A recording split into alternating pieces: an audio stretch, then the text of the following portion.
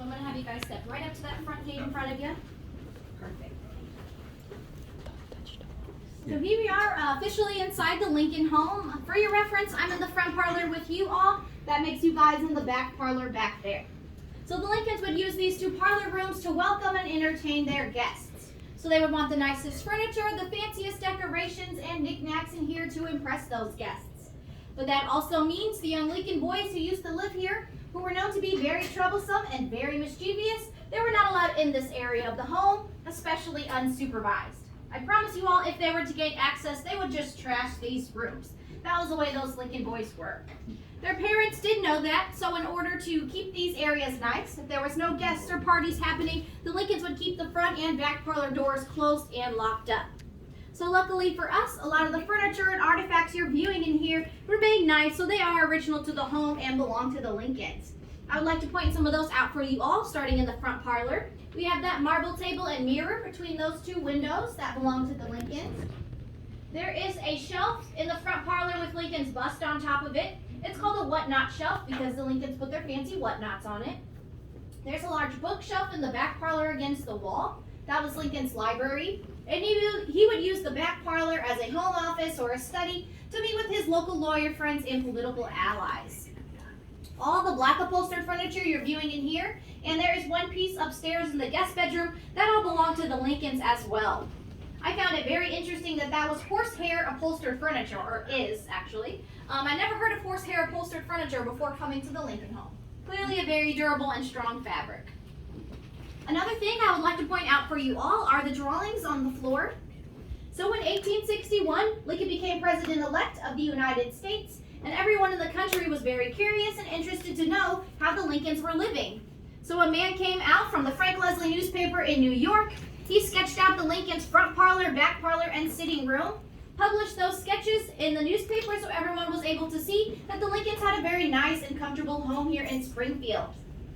Then the National Park Service was able to use those sketches as our primary resource when setting up the room. So looking from the sketches back to the room, I think we did a really good job matching where we put all that furniture, how and where we hung the decorations and put up all those fancy knickknacks.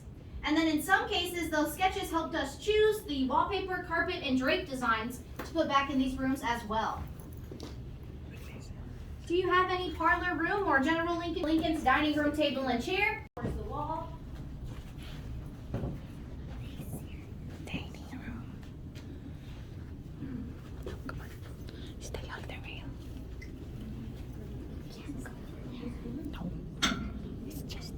So the Lincolns called this area of the home the sitting room. We would call this our family room or our living room. So it's the opposite of the parlor room we came from because the Lincoln boys could play in here.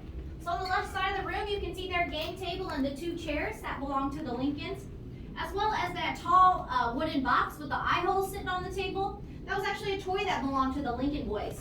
It is called a stereoscope, and it was the predecessor to a Viewmaster toy, which most of the adults in here probably played with or heard of. I also call that the Lincoln Boys version of VR or Nintendo Switch of the time. It was the latest and greatest available home entertainment technology. And in our money today, it cost Abraham Lincoln close to $800 to $1,000 to purchase that for his family. So that tells us Lincoln was obviously doing well in his law career to be able to afford that item. And more importantly, I think it shows us what the Lincolns chose to spend their extra money on. And that would be their children and their entertainment. Another way the Lincoln boys like to entertain themselves is that open space in front of the fireplace there was perfect for wrestling matches. So any given day you could walk in here, find the Lincoln boys and their family dog named Fido all rolling around on the floor. Lincoln himself was an accomplished wrestler, and there's tales of him as a young man on the frontier winning some 300 wrestling matches. So they actually put him in the Wrestling Hall of Fame in Oklahoma. So there's a little fun fact for you guys to take home with you. If he saw his boys and the family dog wrestling on the floor, you bet he'd jump right in and start wrestling with them. And that's a lot of action going on in the sitting room, right? With the wrestling with their dad and the family dog. I'm going to add to that action an untold amount of cats could also be seen wandering this area of the home. Mary believed her husband's favorite hobby was cat collecting. So anytime Lincoln saw a stray cat in the neighborhood, he'd always pick it up, bring it home, and care for it in this area with his boys.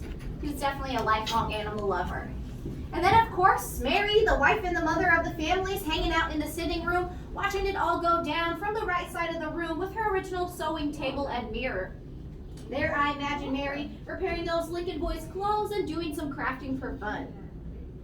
When the wrestling had died down and everyone was ready to relax for the evening, typically we have a couch in our living room we can really spread out on.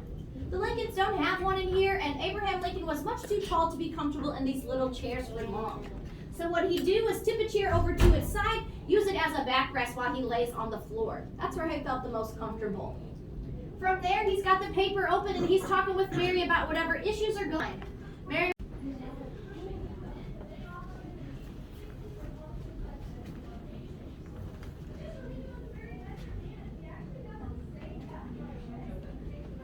Is that an actual mirror?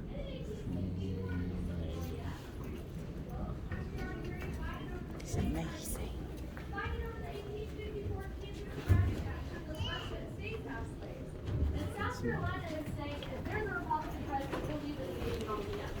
So Mr. Lincoln would have known all of that. Really wanted to make sure he's making the right decision. We have several original.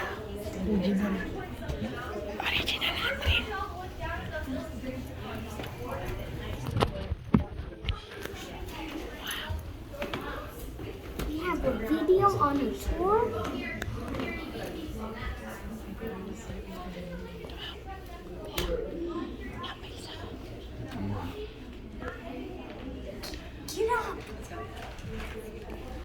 Mary's room also doubled as a nursery for young Willie and Tad, and they stayed in there till they're about 8 and 10 years old. They had a trundle bed that pulled out from under their mom's bed.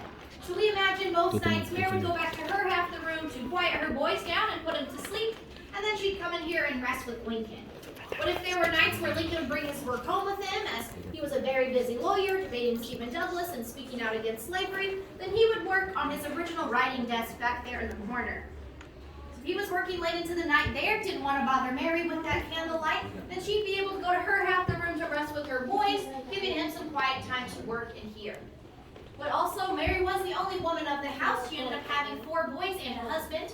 And one room in this home I cannot show you all would be a bathroom with a toilet and a sink and a shower, because they just were not invented yet. So Mary would shoo the boys out from her room, close her doors to have some privacy, and have a sponge bath, change her clothes, and even use the restroom. And we have Lincoln's personal care station here to my right, where he would wash his face, brush his teeth, and shave his beard. That is his original shaving mirror there, set back up to a height where he'd be able to see his lower half of his face while he was shaving. So there's a good way to gauge your height against his as you all walk through. And by now, I'm sure you all have got a good look at this wallpaper. You've decided whether or not you like it, and if it would be a design choice to include in your home. Yeah, it's rather busy. I bring it up because it is the only place in the house we know for sure what the wallpaper looks like. So when we did some restoration in this area of the home, a good portion of this wallpaper was salvageable. We had the color and the pattern, recreated it, and put it back in both of these rooms. Mary chose it, and it is a French design. She could speak fluent French, so maybe her love of the language and the culture is what influenced her design choices in here. Mary's room is next, but before you all head in there, I do want to point out a piece of furniture for you. There is a dresser next to Mary's bed that has a little green hat on top of it. That dresser could be traced back to a cabinet maker from Kentucky from about 1820. And this house was built in 1839, so it's quite an old piece. It was a Todd family heirloom that Mary brought with her coming from Kentucky. Peanut, hold on. Peanut, this is their bathroom. Look. That's their bathroom. Oh. Yeah. There's no plumbing. With Robert being the eldest son of the Lincoln boys, he was lucky enough to have his own room when they built this second floor. So Robert stayed there till he turned 18, went off to prep school, then Harvard University. Also by that time, I had mentioned to you all, Willie and Tad still sharing a space with their mom until they were 8 and 10 years old. I'm sure they missed big brother Robert, but they were happy to see him go so they could run across the hallway, take over his room and whatever he left behind, which they immediately did, and they shared that room till they went off to the White House. Then the hired girls' room at the end of the hall. Most of the hired girls that stayed with the Lincolns were young, 15, 16-year-old girls coming from places like Ireland or Portugal, seeking better opportunities here. So the Lincolns provided them a place to stay. Mary taught them some useful skills such as cooking, cleaning, sewing, childcare, things like that.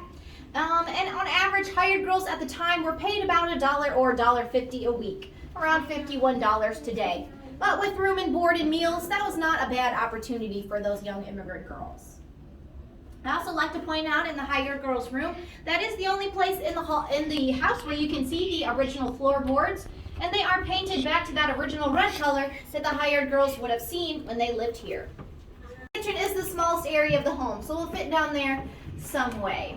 Also, everyone else, please get a good look at these rooms before you go downstairs. You know how they refer to them as islands? That's why they say that, yes, No. and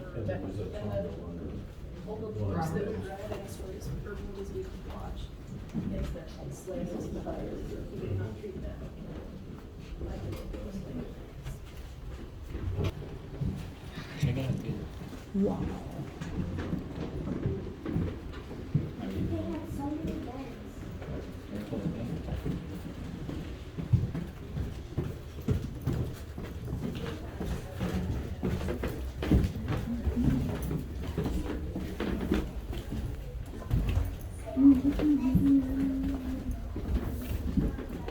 Hold on, bud.